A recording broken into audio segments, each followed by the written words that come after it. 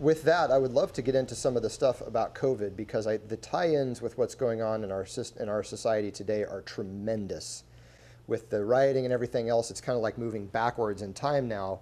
But the reason that we have these riots are because this information is starting to get out there. And a lot of people are really starting to understand that we've been duped by this whole COVID-19 thing. And that it was a sham. First of all, the Chinese government was lying. The World Health Organization, the WHO, they were lying, covering for China. Ironically, or I guess not ironically, but incidentally, the director of the World Health Organization is a communist from Ethiopia. He's a high-ranking communist in the Ethiopian Communist Party. Him and Xi are friends, you know. Maduro, you know, Venezuela, the Venezuela president's good friends with these guys. I mean, these are all... And these are people that kill their own people. Absolutely, by the millions, by the tens of millions. These people are mass murderers. And so now we're taking our medical advice from... The World Health Organization, thank you very much. The United Nations is full of despots and communist dictators, as far as I can tell. The fact that we have some Western nations represented there is kind of like it's like due course, but that's it, because the United Nations is all about global government and authoritarianism. And so the fact that President Trump has pulled funding from the WHO permanently now is a huge step in the right direction, in my opinion. So if I can cover the timeline real quick from when this first started, I believe that the virus was noticed, or that the symptoms that were being caused were noticed all the way back in August of 2019. In the U.S. or no, in China? In China, okay. Okay. There was an outbreak. There was something that happened. Okay. The number one indicator of death caused by this virus is air pollution. Have you seen the air in Wuhan, China? A little bit. Yeah, it's like thick. It's like a thick smog of smoke and just particulate matter floating around from their dirty industry. Yeah. Because that's how China is. We don't regulate them. We're regulated to the gills. We can't have any dirty industries here at all. Yeah. But they can operate at will. They can do whatever they want, right? Including bio labs, you know, biological level 4 biolabs that are producing biological weapons, basically. Yeah. And that's been going on for a long time. It goes to show the integrity of our leaders here in the United States that say, oh, the new Green Deal, but then they just love to work with China. Yeah, well, and whatever. So, you know, it invalidates anything they have to say at that point. Completely. So the latest intel that I have is that China knew about this possibly as far back as August, definitely as far back as October.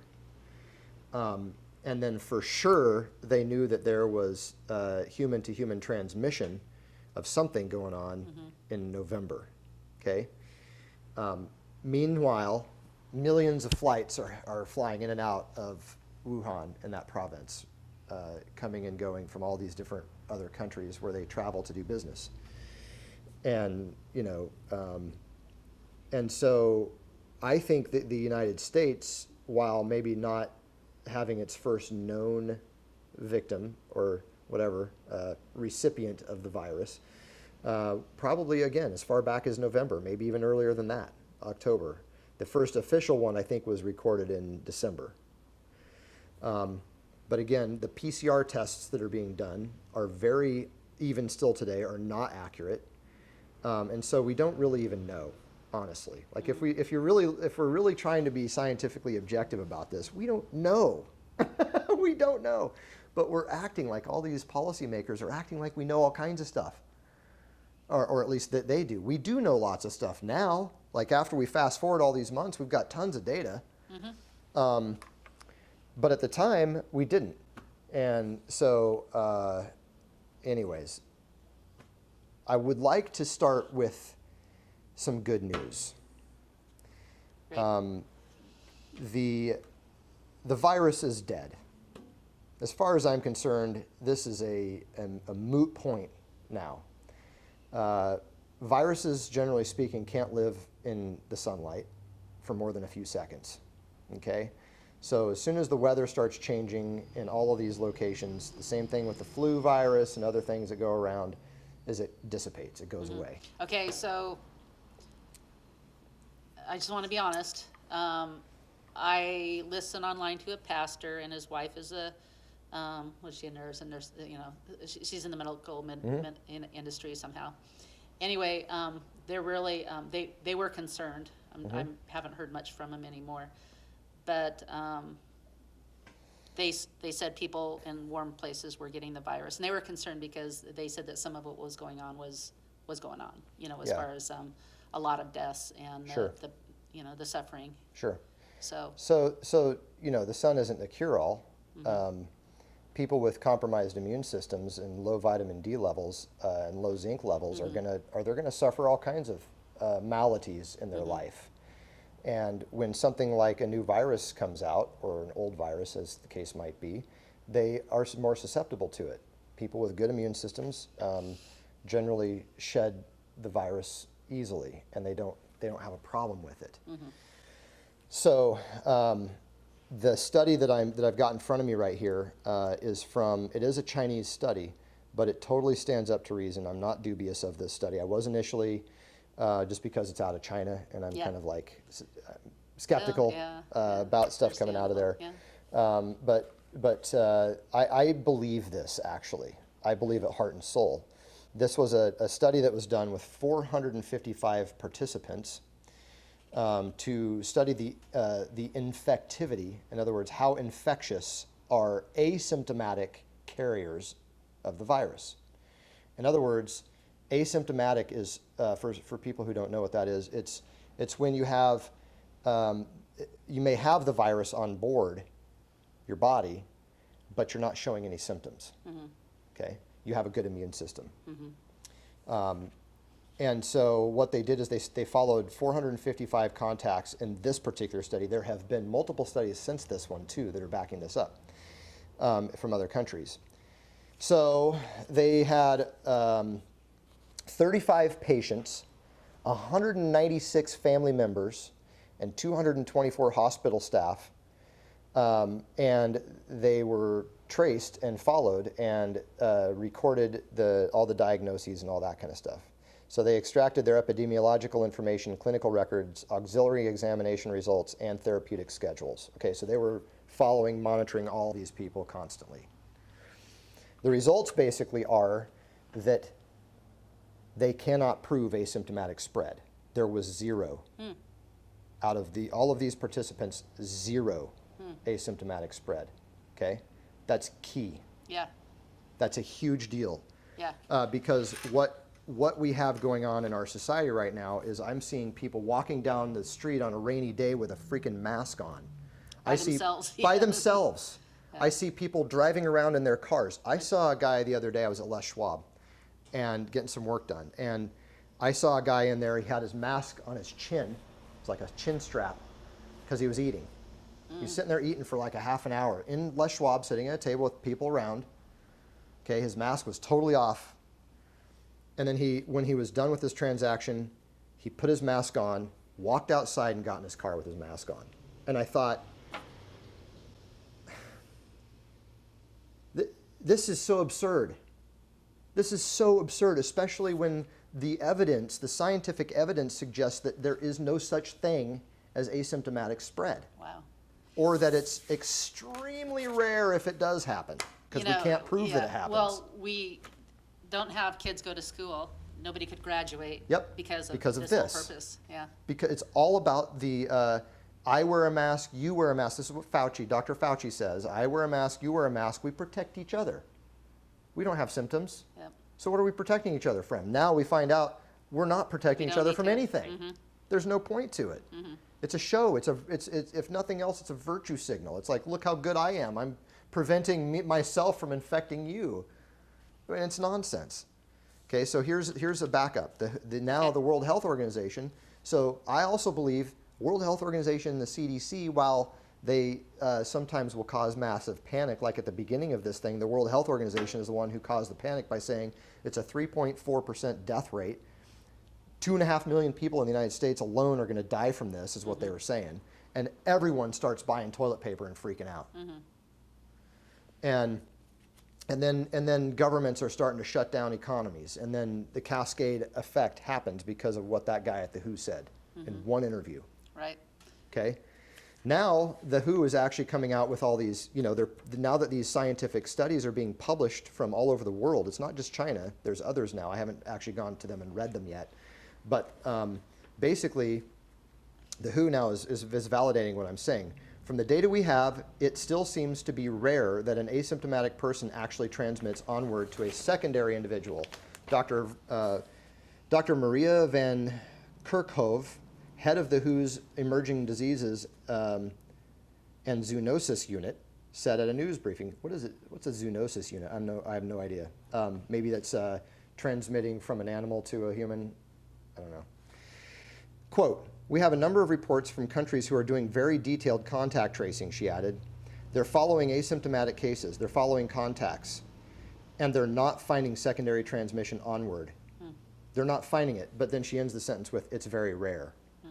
So if it even exists, which they can't prove, then it's very rare, okay? And so right now in the state of Oregon, we have Governor Brown who has extended the state of emergency until July 15th. And the entire reason for the state of emergency to begin with was to prevent our hospitals from being overwhelmed, right? Just like everywhere else, that was the whole thing. And now we find out medical workers all over the country are being furloughed because they don't have enough business in the hospitals. They never even came close to filling up hospital beds, statistically, never even came close. You can look at this on the OHA, Oregon Health Authority's website, where they publish all the statistics in Oregon. You can look across the states. You can look at all the different health authorities from various states, and you'll see the same exact thing. The rate of transmission is extremely low. The rate of death is very low, very low. In Oregon, the death rate is point of direct cases, or presumed direct cases, is 0.04%. It's ridiculously small. Yeah. And again, some of those people might have been sick in other ways. Most of them were. 96% of them were either in nursing homes or had comorbidities already they were ready to die anyways. And so and that's been a big topic of discussion too. How are the deaths getting reported and all of that? I think it's been over-reported too. So if you consider that these are the numbers that are published, and they're probably over-reported in the first place in terms of what caused the death actually. Was it COVID, or was it somebody getting shot or getting run over? Oh, the guy George Floyd, for example, they did. I don't want to make light of the situation, but it is kind of interesting. They published that he was infected with a coronavirus. I heard Did that. you hear that? I heard that. And so was that quote unquote his cause of death? Exactly. Or did he count? That's what That's what the joke was. To me, the irony was, well, they'll probably count that as a COVID death now. Yeah. On the books so that they can make more money. The reason that they're doing that is because every time you get a COVID patient or somebody that you presume to have COVID on a ventilator, you make $39,000 at the hospital. Wow. Okay. The hospitals are going to need that. They have an incentive. They have an incentive to add to the numbers of COVID deaths because they get paid more. Yeah. So the news, the news that's actually real, the one without the news commentator online or on the TV, telling you how stupid Trump is not telling you this. They're not talking about the science. They're completely devoid of it. All they're talking about is the hype and the emotion. And if you leave your house without a mask, you're a murderer. That's what the propaganda in the state of Oregon says. Stay home, save lives. Yep. So what's the agenda? The agenda is, to me, the agenda is to completely destroy the American economy and to destroy humanity. And when I say humanity, what's wrong with social distancing? What's wrong with not hugging your friends when you see them? What's wrong with not shaking hands? What's wrong with not sitting next to each other over a glass of wine or having dinner? It's because that's where humanity happens. Are they trying to get a vaccine? You were talking about HR 6666. There are so many levels to this, but yes. Yeah, so this is all prefabricated in my estimation, just like the riots, are prefabricated. There were some things that happened previously that would indicate to me that these things were expected and or preordained and or put into motion by certain players, okay? In May of 2010, there was a white paper written, which I am holding part of it. It's a 54-page white paper. I only printed off a few pages. And it's the Rockefeller Foundation and the Global Business Network, or GBN, and it's called Scenarios for the Future of Technology and International Development, okay? And what the Rockefeller Foundation and a lot of these big foundations do is they write white papers. They do research, for lack of a better word. They hire PhDs, they hire marketers, they hire all these kinds of people to run the organization, to run their foundation. And then they put together these scenarios. Well, the Rockefeller Foundation has been meddling in human affairs and financial affairs of countries, in particular the United States, since 1913. That's when J.D. Rockefeller also heavily influenced the onboarding of the federal income tax as well as the Federal Reserve Bank, okay, all in the same year. He started his foundation that year too, okay? And one of the things that the foundation focuses on since then is health and health and safety, right? Safety is the catchphrase there. So what they did during this 54-page document to get to this point is now a lot of it is kind of like just these flowery kind of explanations of why they're doing it and how they're setting it up and all this stuff, okay? And you can read it for yourself. It's not that difficult to understand, but suffice it to say that they've got a bunch of smart people working on it, and they put this thing together, and it's all very well laid out. But basically what they're talking about is future scenarios and how that's going to impact society around the world in certain regions around the world. And so they look at this at a micro level, a macro level. They're trying to dissect all of it and make preparations, right? And give their best advice to governments and all this stuff. Okay, so part of this deal. Is there a name of this organization? Is it the Rockefeller? It's the Rockefeller Foundation that published this, and the Global Business Network. So May 2010, very important to understand. This is exactly 10 years ago that they did this. Okay. So they have several different things that they're looking at here, kind of like, well, it could go this way, or it could go that way, or it could go this way. One of the things that they talk about is called lockstep. Remember, you brought that up earlier. What is lockstep? Well, lockstep in a physical sense is when you're watching, the old videos of Nazis doing a salute, they click their heels together and give their salute, right? And when they're marching, they're taking a step and then clicking their heel together. That's called lockstep. That's the physical, actual what lockstep is, from what I understand. I could be wrong, but that's what I understand. In this sense, though, in this sense, what lockstep is a world of tighter, top-down government control and more authoritarian leadership with limited innovation and growing citizen pushback. That's how they define it. Here's how they set it up. The scenario narratives. In 2012, the pandemic that the world has been anticipating for years finally hit. Unlike 2009's H1N1, this new influenza strain originated from wild geese, was extremely virulent and deadly. Even the most pandemic-prepared nations were quickly overwhelmed when the virus streaked around the world, infecting nearly 20% of the global population and killing 8 million in just 7 months, the majority of them healthy young adults. Right? The pandemic also had a deadly effect on economics. International mobility of both people and goods screeched to a halt, debilitating industries like tourism and breaking global supply chains. This was written 10 years ago.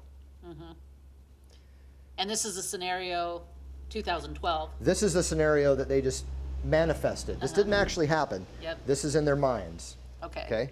This is the purpose of the letter, or of this, is to say, this is the scenario. This could happen if it This is what we happens. think is going to happen. This is a result. And so what do we do? So now, naturally, they're calling it lockstep. This is calling for authoritarian control. Yeah. So they're giving the exact same scenario that we have literally seen manifest in our country and around the world. So this is their agenda. This is the agenda. Okay? Supply chains. Even locally, normally bustling shops and office buildings sat empty for months, devoid of both employers and customers. The pandemic blanketed the planet. Though disproportionate numbers died in Africa, Southeast Asia, and Central America, where the virus spread like wildfire in the absence of official containment protocols. But even in developed countries, containment was a challenge. The United States' initial policies, strongly discouraging citizens from flying, proved deadly in its leniency, accelerating the spread of the virus, not just within the United States, but across borders. However, a few countries did far better. China in particular. So they're praising China in this. David Rockefeller, when he was a sitting senator, praised Mao Zedong in China for the way he set up his country. Now, mind you, he'd killed 80 million of his own people, and David Rockefeller from the Rockefeller Foundation praised him for it. They have been trying to make us into China forever. And this is the group that is paying our politicians to do certain things. So much money. Yeah.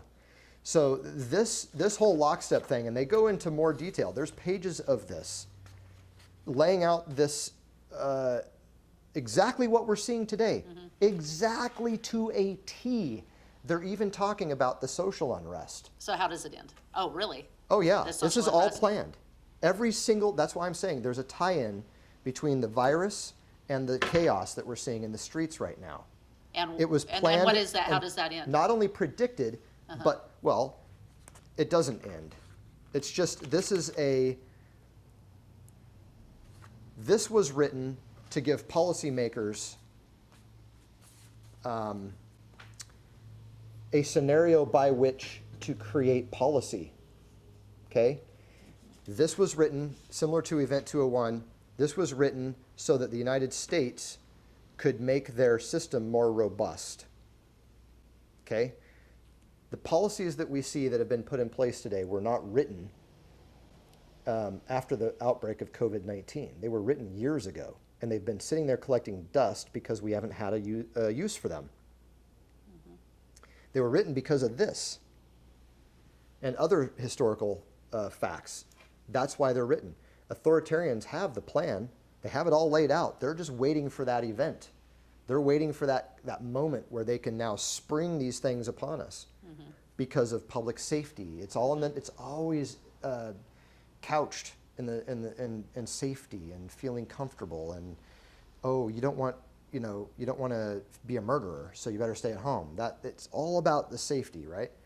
And so what I believe is that while the virus, look, we have 300 trillion viral particles floating around us in the air all the time. There's viral particles in the dirt. So many we don't even know how many. Huge numbers of them, trillions. In the waterways, in the oceans. Okay? We're surrounded by this stuff. It's the building block of life, just like bacterias. We can't live without viruses. We can't live without bacteria. Okay? It's the way God made us. And he gave us an immune system so that we can react to them. Okay? But if you can scare enough people into believing that the virus is a new boogeyman, even though the death rate on it is lower in most places than the flu itself, then we'll go through all kinds of measures. I mean, look around. We're masking up for what? Because some guy on the news said so. Yep. That's it. Yep. There's no rationale behind this for most Americans in their minds. They have no basis for why they're even doing it, except for they were told to. And they can't go back to work because Kate Brown said if you don't wear a mask at work, you can't go back to work, right? So anything you'd like to add to that or questions about this in particular? Well, where are we going now? Well, we're going to Event 201. So we fast forward about 9 years. Event 201. And this is where we're at now? This is where we're at now. Event 201 happened in October of 2019. This is a very interesting connection as well.